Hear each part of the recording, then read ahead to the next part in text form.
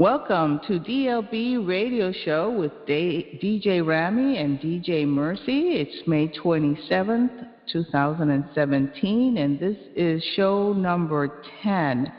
And today's topic, top 6 spiritual hacks and more.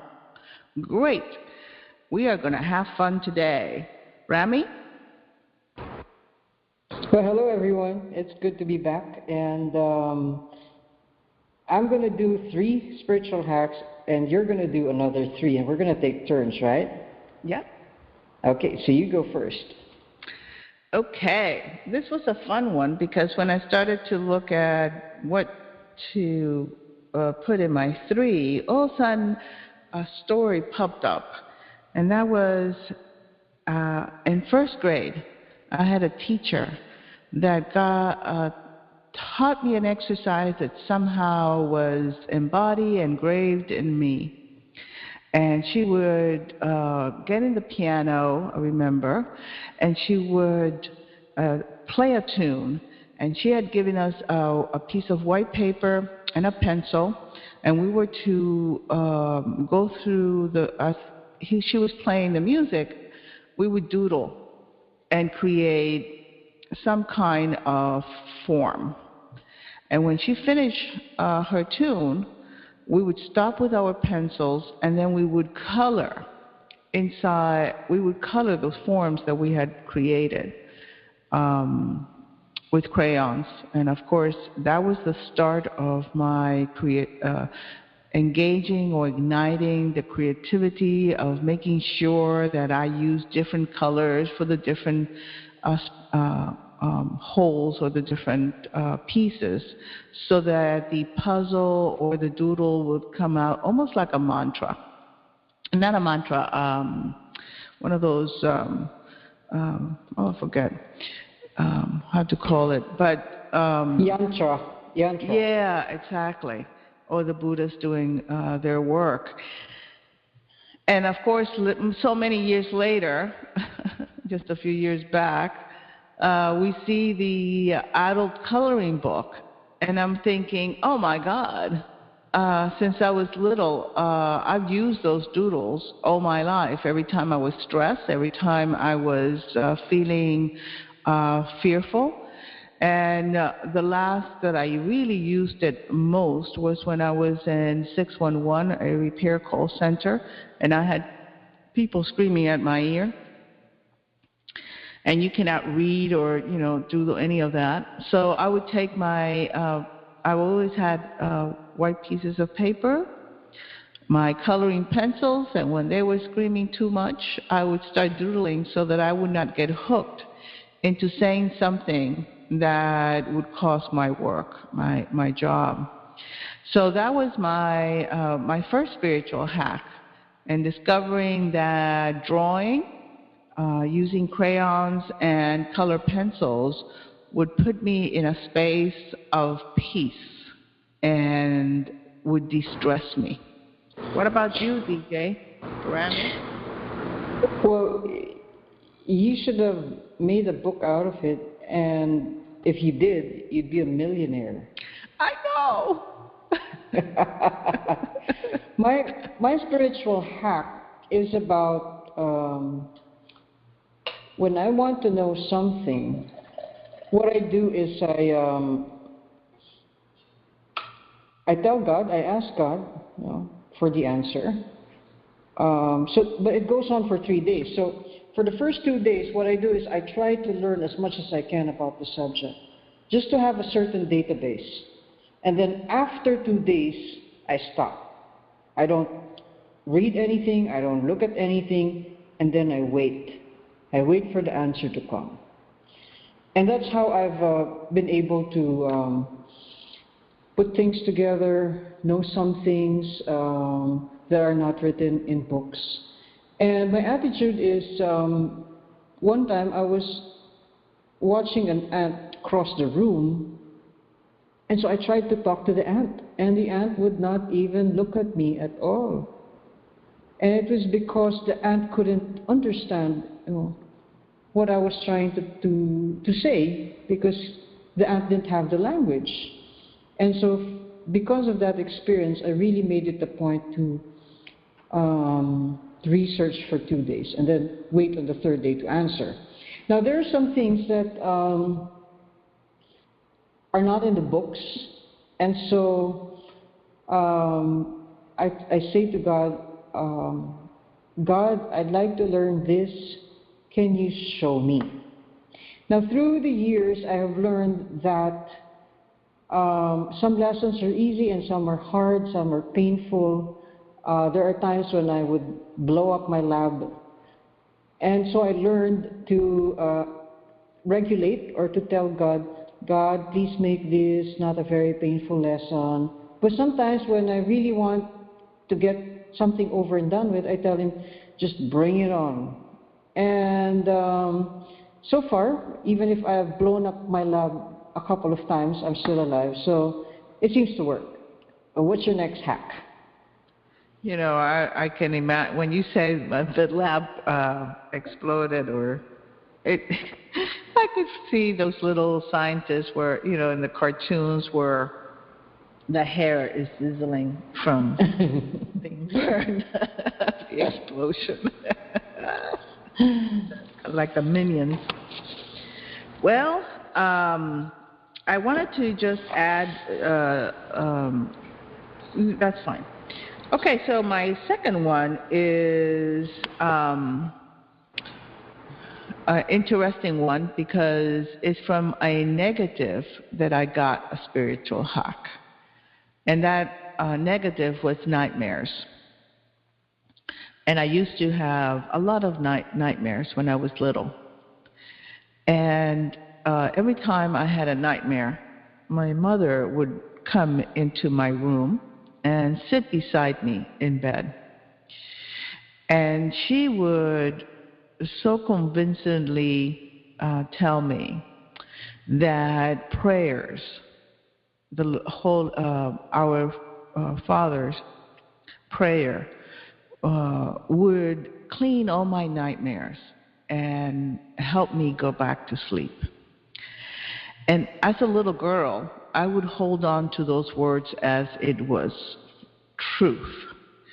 And I remember that I would pray with such devotion of heart, of knowing that this prayer was going to help me through getting a dream state that was peaceful versus nightmares. And most of the time, I think I didn't even get to the second Lord's Prayer. I would just fall asleep because the next thing I would remember was waking up in the morning. Most of the time, I even forget, you know, when did I stop and when did I start falling asleep. Years later, when I was looking at my story and working on the workshop, Powering Up Your Amazing Life Story, I realized that hack, that spiritual hack that my mom had given this little girl when she was afraid of dreams was such a powerful hack, because through my entire life, even my grandmother would say, my God, I've never seen someone have so much faith. Because for me, when I would pray, I was one with God. When I would pray, I would feel this peace, this coating that would occur inside of me that really put me in the space of knowing that I know that everything would be okay. So that's my number 2. How about you? My next hack is self-forgiveness. I mastered the art of self-forgiveness. There are times when I do something terribly wrong and it's just so shameful. And you know, when movies start playing and you keep repeating the scene and trying to justify what I did, self-righteousness, or think about, you know, what the other person has done. So when I catch myself doing that, automatically I tell myself self-forgiveness or forgive yourself, forgive myself. And when I find it hard to forgive myself, I always think, if God can forgive me instantly, why can't I? So after practicing self-forgiveness all the time, I realized it was very important because it makes it easier for me to forgive others. Why won't it be easy for me to forgive others when I have done the same thing? So it doesn't seem like much, but self-forgiveness has taught me a lot of things. Self-forgiveness has given me more compassion. Self-forgiveness has made me whole. So that's my second hack. How about you? Oh, that sounds awesome, DJ Rami. Okay, my third one, music. And I have used music in many different ways. Um, I would prefer, I would always tell even my clients to use headphones, because when you put headphones, the music goes into your body. It's almost like you create a world of vibration inside of you. And so if you're looking for a lift, you're looking for coming out of a stressful or put some music that really vibrates to you, that makes you sing, that makes you dance. For me, of course, the Latin rhythm, the Spanish Latin rhythm really comes alive in my body. And even though I was never a good dancer, I became a little bit better at older age. I was very stiff in my body expression, too shy to express it through my body, as I grew up. It was always internal, I guess. And so when I am really looking for de-stressing, I look for songs that would break me from the vibe that I'm in. And of course, salsa is one that really puts me in the dancing. And for some reason, Tina Turner also has a rhythm that makes you dance for me. So look for any artist that makes you move your body, that makes you feel alive and joyful, and that right away will shift you from wherever you are. And the second time that I use music as a spiritual hack has been times where I really need to break into the next octave, meaning you feel that if you would cry a little bit harder, you can just break away from this drama and get into the next movie. And so I have used music also to go into a very deep place without having to look at every piece of that deep place.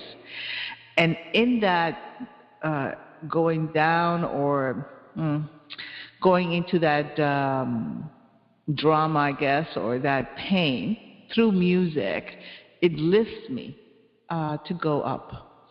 So I have used like the Les Miserables, a dream of dreamers or something like that, that would help me really move all that crying that had been stored inside of me, that I had been negating or denying, and it's not helping me. And so I just cry my eyes out, and then poof, I shift, and then I can go into salsa. So that's another way I have used music as a spiritual hack. How about you, Ram? Whenever I want to listen to music, I have to time myself. Okay, just 1 hour for you, Rami, or I might end up listening to the music the whole day and not do anything else. For our last spiritual hack, you see, Mercy and I agreed that we're not going to say the letting go word, so we try to avoid that because we had 3 Divine Love Bliss radio shows dedicated to letting go.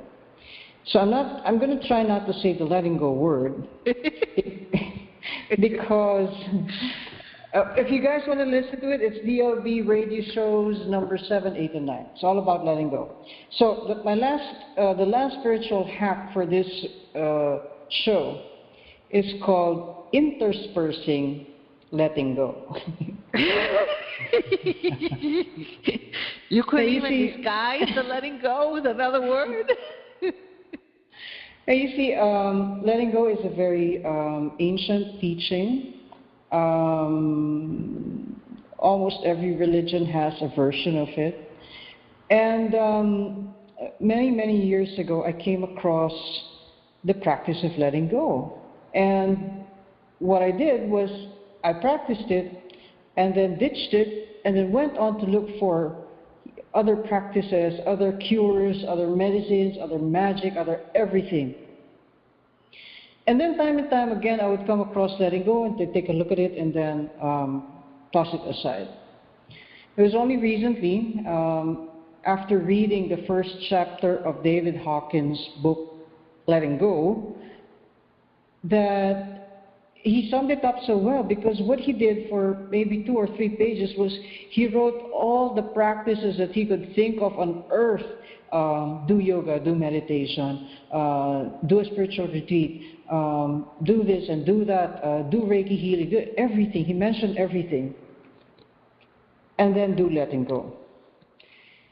So my suggestion or my spiritual hack is go ahead and look out there for any spiritual practice that you want to get into. Go ahead and discover new things.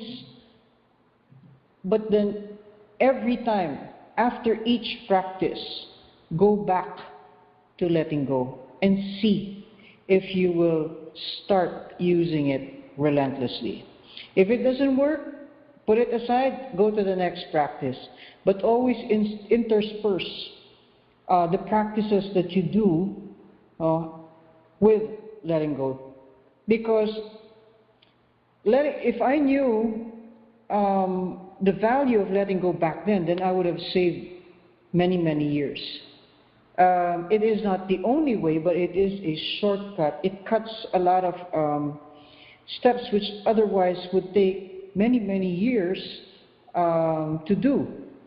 So that's the last spiritual hack for this show. Well, it's interesting because when I look back, if I look back at my 3 hacks, each of them has a let go. Because when I'm looking at them, the reaction within me, when I'm painting, doodling, when I am praying, and when I am using music, I'm really letting go. I don't go back to the pond where I was, all stressful and worried. Whatever, all these 3 get me to a place of like the next step, right? A higher vibration. So I would say that in reality, if we really would be more aware of our spiritual hacks, all our ways of de-stressing ourselves or moving from fear to joy or love and peace, it's really about letting go. Be it reading, my husband would love to read, be it gaming, electronic gaming, or walking in nature, being surfing. At the core of it, you're really letting go. Don't you think that, DJ Rami? I'm going to put a bowl in the middle, and the next time any of us says letting go, we put a dollar in it. How's that? Yeah, we're going to have to come up with new names. We'll look for letting go in the different languages other than English. Now that's the and more hack. Anything else, DJ Rami? No, thank you so much, and I hope to catch everyone again next time. I hope that when you all come, if you can, if you have any questions, you know that you can email me or Rami. I'm going to tell you all that you can reach me at Mercy at mercymartinez.com or Mercy at lilyandbeyond.org. And I hope you all have a great, great day. You can also pick up great wise tips from DJ Rami at her Facebook group, Earther Rice. Is it right? Earther Rice? Earther Rice Astrology, or send me an email, earther.rice@gmail.com. Great. Okay, guys. See you all. The next show is going to be a live show, so hope you can join us. Talk to you soon. Have a great one.